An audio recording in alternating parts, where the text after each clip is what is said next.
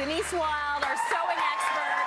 How are you, honey? Great, how are you? Thank you. Great. I love that you're going to take us through some of the linen options we might have for the holiday season. Because there's so many choices out there if you are going to go with linens. And this is usually the time when people get a little bit more fancy. Definitely. So you've got great options here. Yeah, the linens are really the backdrop to your party. So we're talking about tablecloths, table runners, placemats, napkins.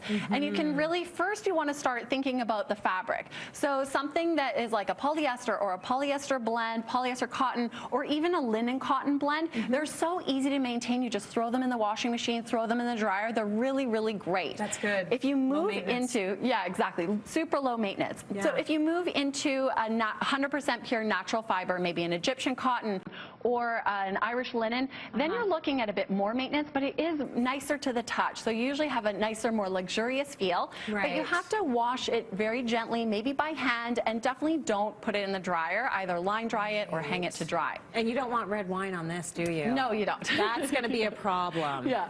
And then you also have vinyl as an option. So a really flexible vinyl or something with a little bit of flannel behind it. Yeah. It's great if you have kids or if it's under the buffet table. You can just wipe it clean. Totally. So that's super, super low maintenance. Throw the whole bottle of red wine on that. Yeah, that one's You're okay. good. That one's okay. It's going to wipe right off. Let's talk about dressing the table. Before you put your linens on, you want to make sure that you're ironing them. Right. So pick a temperature setting on your iron based on the type of fabric. And if you've got 100% cotton or 100% linen, then make sure it's still a little bit damp when you're ironing it. That way you'll get the creases out even better. Then I have a great tip.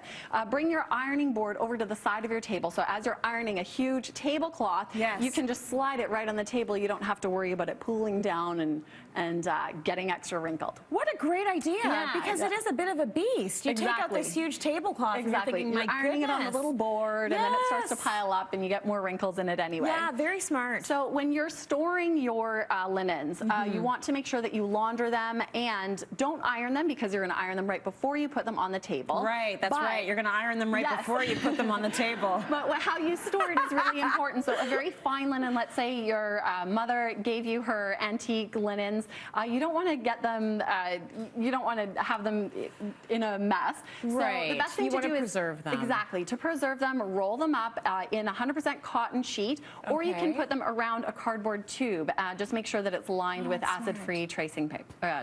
So you're talking about the family heirlooms, the things you want to make sure you hang on to, your grandma's linens. Exactly. You don't want them to yellow or anything like that. Yes, good storage. And then whenever you're dressing your table, make sure you mix it up. So look for different textures, look for different details, different trims. You could even go really crazy with embellishments, anything that you want, and just play with different colors, play with different textures. You can do layering, layer a circular tablecloth over top of a rectangular one, or you could even try, something that has more sheerness and more see-through over top of a color. That's really nice. Layer them all together. As someone in your line of work, do you have like a billion of these? Yeah, and it doesn't have to be matchy-matchy.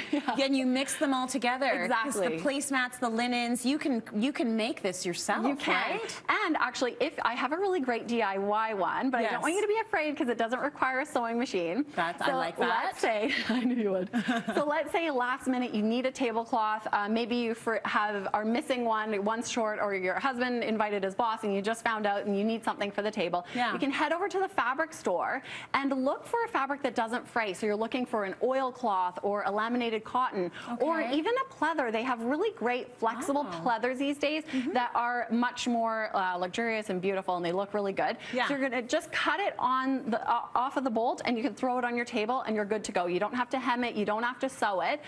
But what you do want to do is know the right length. So you want the length of your table plus 2 times your drop length. So 2 times on either side? Exactly. And if it's for regular dining, your drop length is 1 inch above the height of your chair, the seat of your chair. Or 18 to 24 inches drop length is perfect for formal, or you can always go floor length. You know what? I like these measurements, and if people are sticklers and they want them, can we put them on our website? Yeah, absolutely. So go to cityline.ca to get all of those different heights. It's really good. You can just head over to the fabric store and cut a fabric that works. And go. Right. Good stuff.